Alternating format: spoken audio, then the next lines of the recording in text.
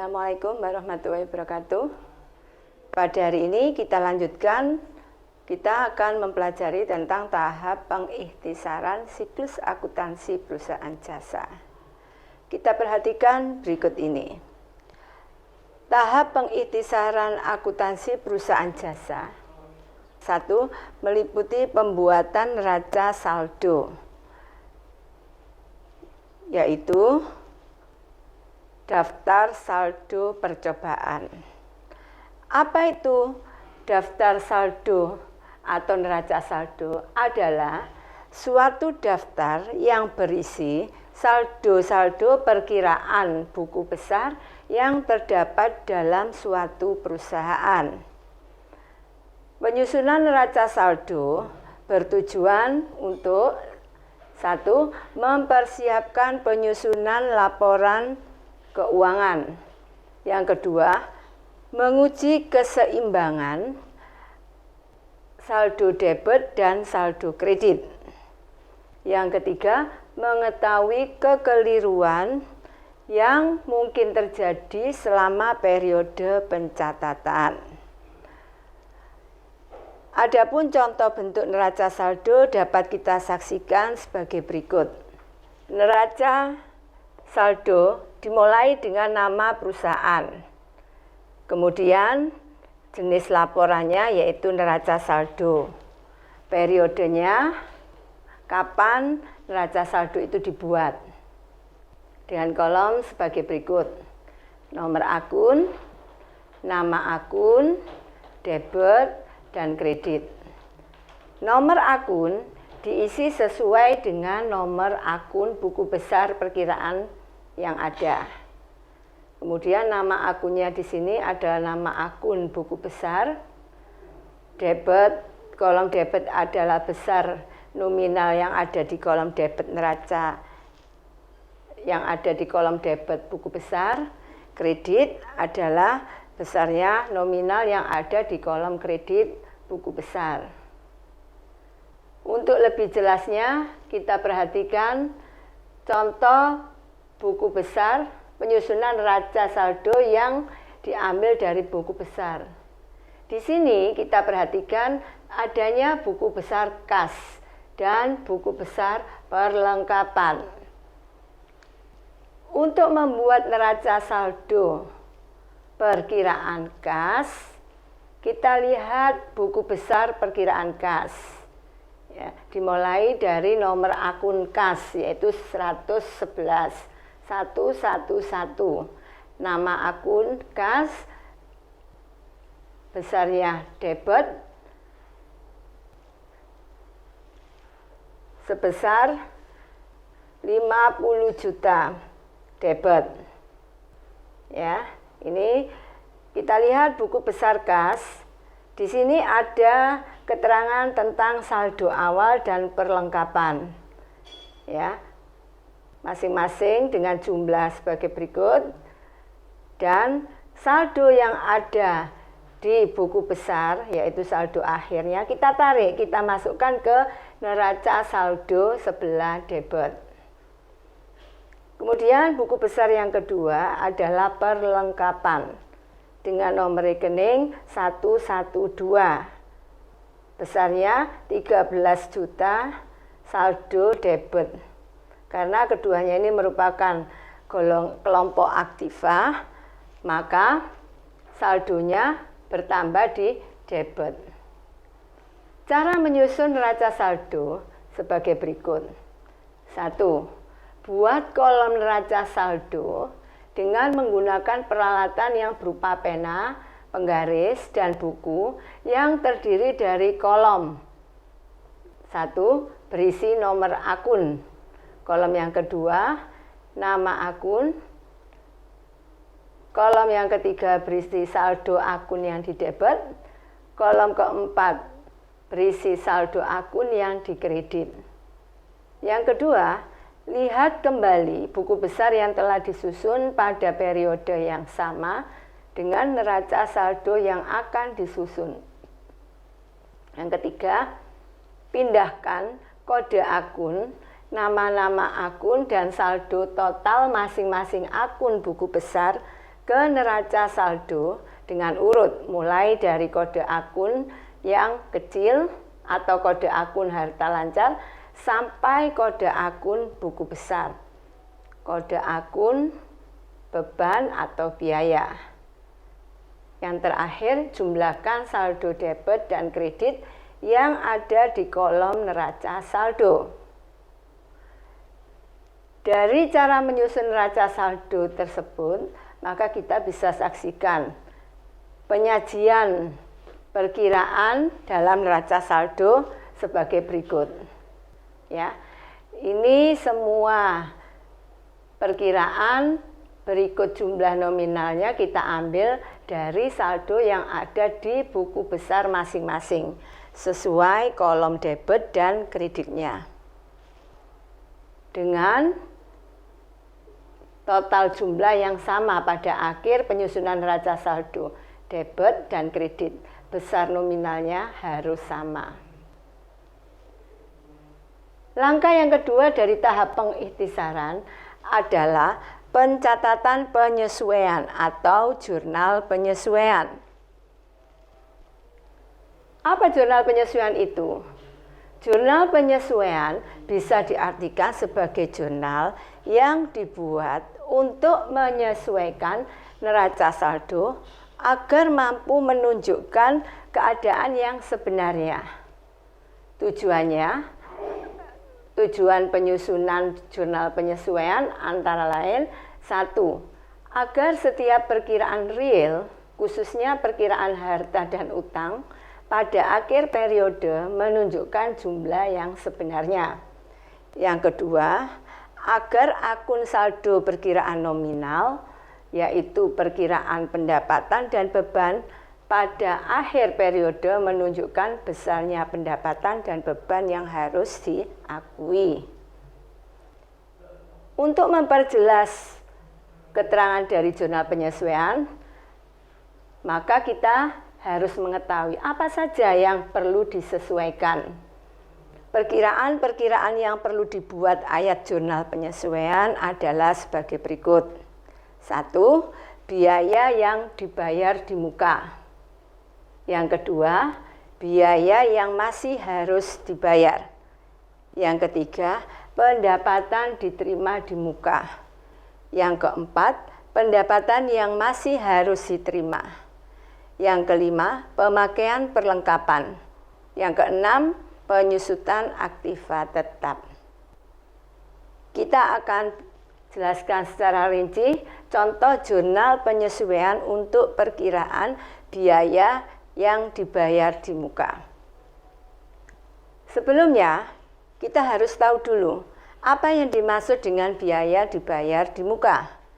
Biaya dibayar di muka artinya biaya yang sudah dibayar, tetapi beban tersebut merupakan beban untuk masa yang akan datang. Penyusunan jurnal penyesuaian beban untuk beban dibayar di muka dapat dilakukan dengan dua metode.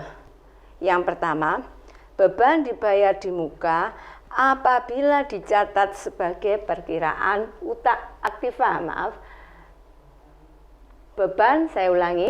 beban dibayar di muka yang dicatat sebagai harta atau aktiva. Jumlah yang disesuaikan sebesar jumlah yang sudah terlampaui atau sudah kadaluarsa atau sudah menjadi beban. Saya ulangi. Beban dibayar di muka artinya beban yang sudah dibayar, tetapi beban tersebut merupakan beban untuk masa yang akan datang. Penyusunan jurnal penyesuaian untuk beban dibayar di muka dapat dilakukan melalui dua metode. Yang pertama, beban dibayar di muka yang dicatat sebagai harta atau aktiva. Jumlah yang disesuaikan sebesar jumlah yang sudah terlampaui atau sudah kadaluarsa atau sudah menjadi beban. Contoh, 2 Maret 2016 asuransi dibayar di muka sebesar 2.400.000 untuk masa 1 tahun. Pada saat membayar, apabila dicatat sebagai harta, maka jurnal umum dan jurnal penyesuaian yang harus dicatat adalah sebagai berikut. Jurnal umumnya, asuransi dibayar di muka, debit sebesar 2.400.000, kas kredit sebesar 2.400.000. Kemudian dibuat jurnal penyesuaian pada akhir Desember 2016 akan berbunyi sebagai berikut. Asuransi, beban asuransi debit sebesar 2 juta pada asuransi dibayar di muka kredit sebesar 2 juta. Dari mana 2 juta? Kita perhatikan. Pada saat kita membayar tanggal 2 Maret 2016, kita menganggapnya itu sebagai harta atau aktiva. Ya, padahal yang sudah kita jalani hanya sampai dengan bulan Desember, yaitu Maret sampai dengan bulan Desember, berarti 10 bulan. Sehingga yang kita hitung sebagai beban adalah 10 bulan. 10 per 12 kali 2.400.000. Jadi hasilnya 2 juta. Yang kedua, perlakuan beban dibayar di muka apabila dicatat sebagai beban. Jumlah yang disesuaikan sebesar jumlah yang belum terlampaui atau belum kadaluarsa atau belum menjadi beban. Contoh, tanggal 2 Maret 2016, asuransi dibayar di muka sebesar 2.400.000 untuk masa 1 tahun. Pada saat membayar, apabila dicatat sebagai beban, maka jurnal umum dan jurnal penyesuaian yang harus dicatat adalah sebagai berikut. Jurnal umumnya akan berbunyi beban asuransi debit sebesar 2.400.000 pada kas kredit 2.400.000. Karena jurnal umumnya kita catat sebagai beban asuransi, maka jurnal penyesuaiannya kita akan hitung berapa yang dibayar di muka. Sehingga jurnalnya akan berbunyi asuransi dibayar di muka sebesar debit 400.000 pada beban asuransi kredit 400.000 dengan perhitungan sebagai berikut. Pada saat kita membayar 2 Maret 2016 untuk asuransi dibayar di muka selama 1 tahun ke depan, berarti jatuh temponya 2017 bulan Maret. Nah, penyesuaian tanggal 31 Desember. Karena pada saat kita membayar tanggal 2 Maret 2016, kita menganggapnya sebagai beban ke depannya. Padahal yang sudah kita jalani hanya sebesar 10 bulan, yaitu Maret sampai dengan Desember. Sehingga penyesuaiannya kita harus mencari berapa yang dibayar di muka. Maka kita hitung setelah Desember. Itu termasuk beban asuransi dibayar di muka.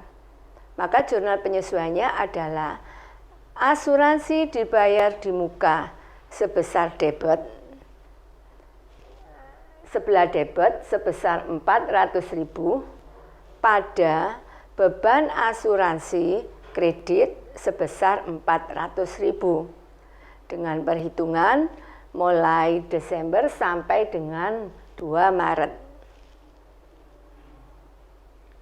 Yang kedua adalah perkiraan penyesuaian Perkiraan yang memerlukan jurnal penyesuaian adalah biaya yang masih harus dibayar atau utang biaya atau utang beban.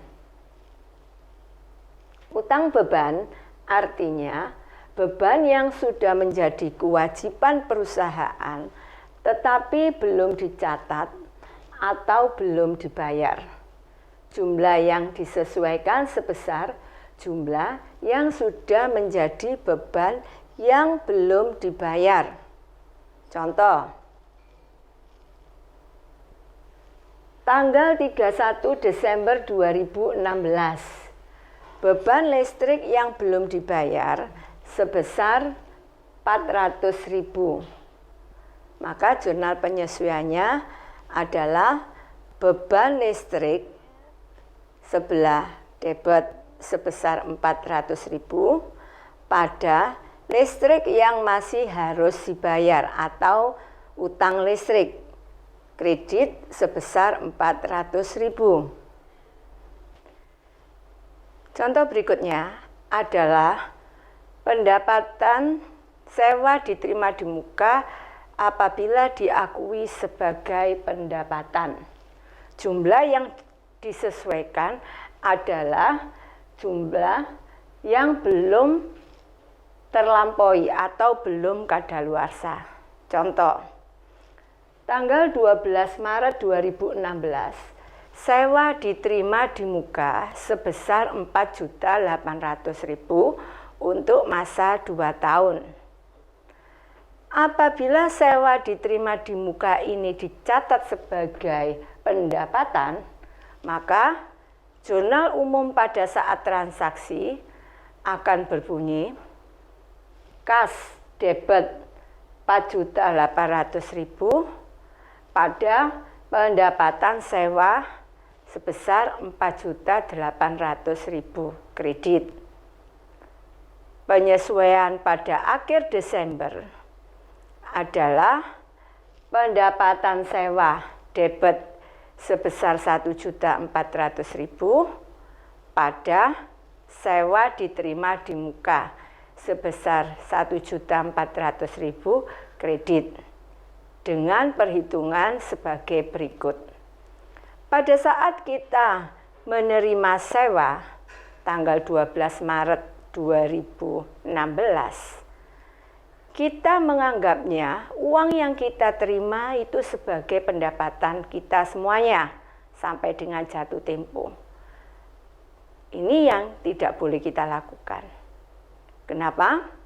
Karena di dalam akuntansi, pengakuan pendapatan itu adalah yang sudah benar-benar menjadi hak perusahaan. Berarti berapa yang sudah menjadi hak perusahaan itu yang kita harus akui sebagai pendapatan. Berarti yang sudah menjadi hak perusahaan adalah mulai Maret sampai dengan Desember. Sehingga penyesuaiannya harus kita hitung berapa yang menjadi utang perusahaan, yaitu sewa diterima di muka.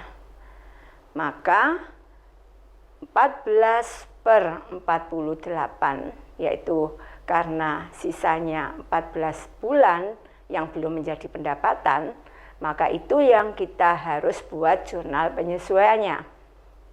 Berarti 14/48 kali 4.800.000, yaitu sebesar 1.400.000. Perkiraan berikutnya yang membutuhkan jurnal penyesuaian adalah pendapatan yang masih harus diterima. Artinya, pendapatan yang sudah menjadi hak perusahaan tetapi belum dicatat atau belum diterima. Jumlah yang disesuaikan adalah yang sudah menjadi pendapatan yang belum diterima. Contoh, tanggal 15 Maret 2016 diselesaikan pekerjaan servis sebesar 4 juta dan belum diterima pembayarannya. Maka jurnal penyesuaiannya akan berbunyi piutang pendapatan debit sebesar 4 juta pada pendapatan servis kredit sebesar 4 juta. Perkiraan berikutnya yang harus disesuaikan adalah pemakaian perlengkapan. Pemakaian perlengkapan yaitu bagian dari harga beli perlengkapan yang telah dikonsumsi atau dipakai selama periode akuntansi. Jumlah yang disesuaikan adalah sebesar jumlah yang dipakai. Contoh, tanggal 20 Maret 2016, pemakaian perlengkapan kantor sebesar 400.000. Maka jurnal penyesuaian yang kita buat adalah beban perlengkapan debit 400.000 pada perlengkapan sebesar 400.000 sebelah kredit. Perkiraan berikutnya yang harus kita sesuaikan adalah penyusutan aktiva tetap. Penyusutan artinya penyusutan aktiva tetap yang harus dibebankan pada setiap akhir periode atau akhir tahun. Contoh, 25 Maret 2016 disusutkan peralatan kantor sebesar 50.000. Maka jurnal penyesuaian yang harus kita buat untuk penyusutan aktiva tetap adalah sebagai berikut. Beban penyusutan peralatan kantor debit 50.000 pada akumulasi penyusutan peralatan kantor sebesar 50.000 kredit. Berikutnya adalah tahap pengikhtisaran yang ketiga, yaitu menyusun kertas kerja. Kertas kerja atau neraca lajur merupakan suatu daftar berlajur atau kolom yang dirancang sedemikian rupa untuk mempermudah dan memperlancar penyusunan laporan keuangan yang benar. Kertas kerja berisi data yang berguna untuk menyusun laporan keuangan yang meliputi laporan laba rugi, laporan perubahan modal, laporan neraca, dan laporan arus kas. Kertas kerja tidak termasuk dalam dokumen akuntansi yang wajib dibuat, karena sifatnya di sini adalah sebagai alat bantu mempermudah penyusunan laporan keuangan. Adapun bentuk kertas kerja dapat kita lihat sebagai berikut. Yang pertama, kertas kerja bentuk 8 kolom yang terdiri dari nomor, nama akun, neraca saldo debit dan kredit, penyesuaian debit dan kredit, laba rugi debit dan kredit, dan neraca debit dan kredit. Yang kedua, kertas kerja bentuk 10 kolom yang terdiri dari nomor, nama akun, neraca saldo debit kredit, penyesuaian debit kredit, neraca saldo disesuaikan debit kredit, laba rugi debit kredit, neraca debit kredit. Kertas kerja bentuk 12 kolom. Yang ketiga merupakan bentuk kertas kerja bentuk 12 kolom yang terdiri dari kolomnya ya, nomor, nama akun, neraca saldo debit kredit, penyesuaian debit kredit, neraca saldo disesuaikan debit kredit, laba rugi debit kredit, neraca debit kredit, laporan perubahan modal debit kredit. Dari ketiga kolom kertas kerja yang sering dipakai adalah bentuk 10 kolom. Sedang pengisian kolom sesuai dengan keterangan sebagai berikut. Kolom neraca. 1. kolom neraca saldo diisi dengan data yang diambil dari neraca saldo yang telah dibuat sebelumnya. Yang kedua, kolom penyesuaian diisi dengan data penyesuaian yang diambil dari jurnal penyesuaian yang telah dibuat sebelumnya. Yang ketiga, neraca saldo disesuaikan yang diperoleh dari neraca saldo dan kolom penyesuaian. Yang keempat, kolom laba rugi digunakan untuk menampung seluruh akun nominal dari neraca saldo disesuaikan.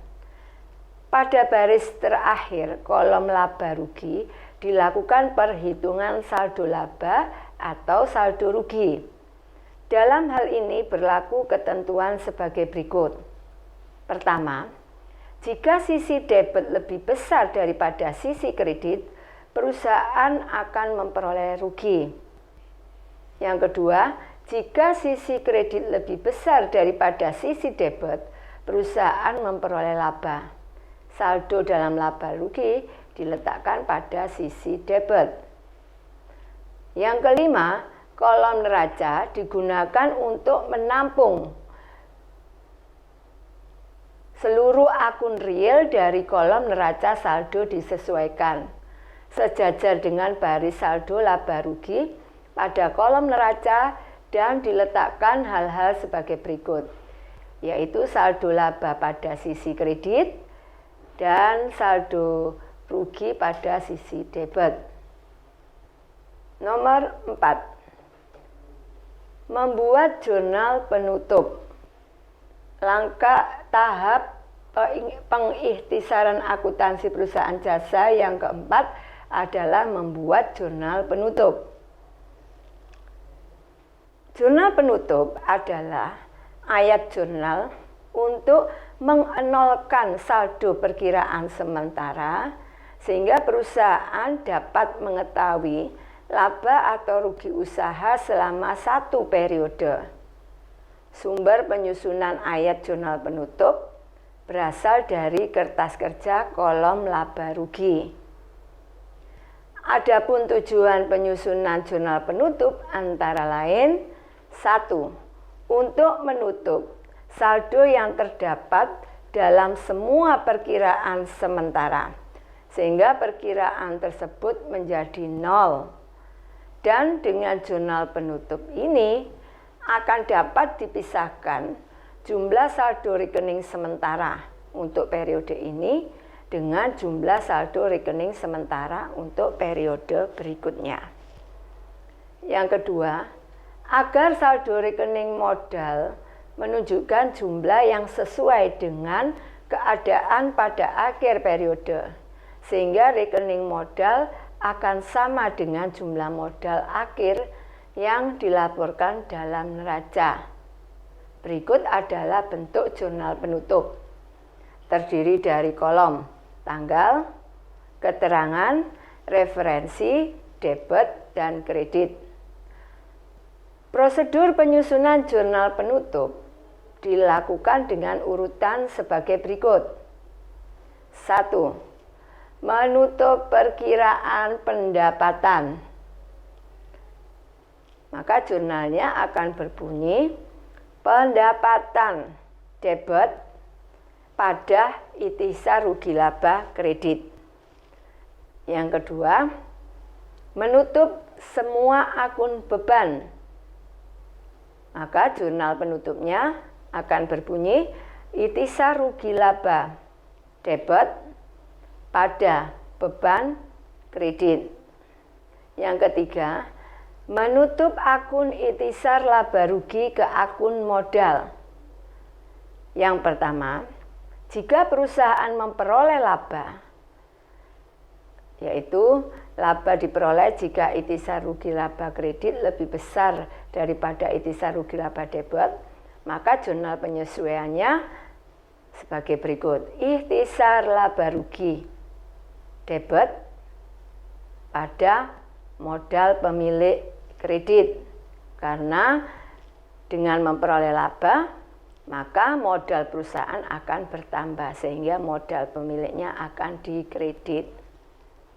Yang kedua, jika perusahaan memperoleh rugi atau rugi diperoleh jika itisar laba rugi debit lebih besar daripada itisar laba rugi kredit, maka jurnal penutupnya akan berbunyi modal pemilik debit pada itisar laba rugi kredit.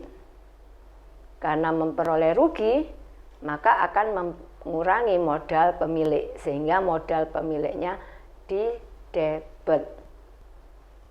Perkiraan yang dibuat jurnal penutup berikutnya adalah menutup akun prive ke modal.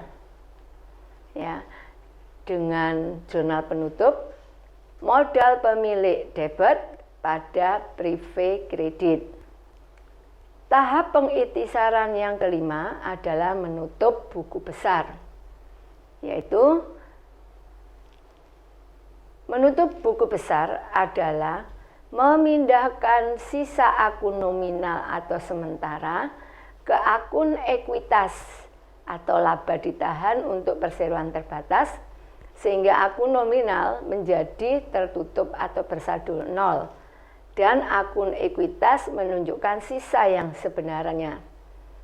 Tujuan menutup buku besar adalah menghitung laba rugi atau periode yang bersangkutan,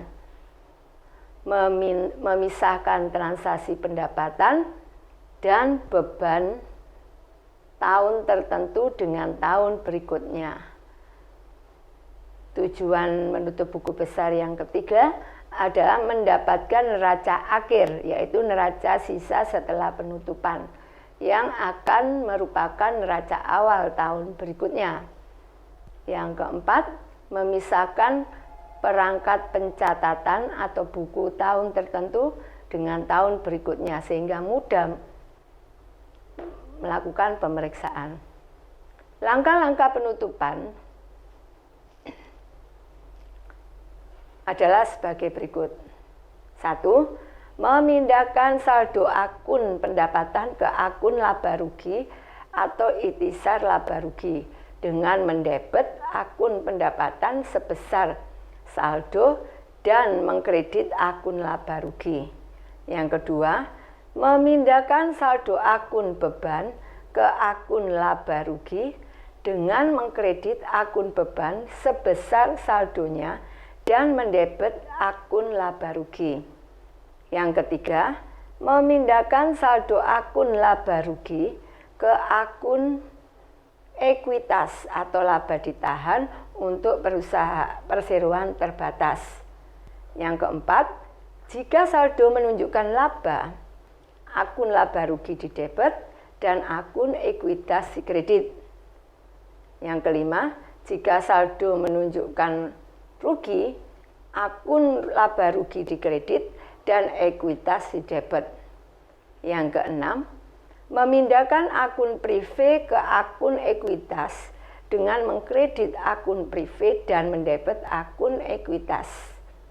Yang ketujuh, memindahkan jurnal penyesuaian kas ke akun buku besar. Yang kedelapan, memindahkan jurnal penutup ke akun buku besar.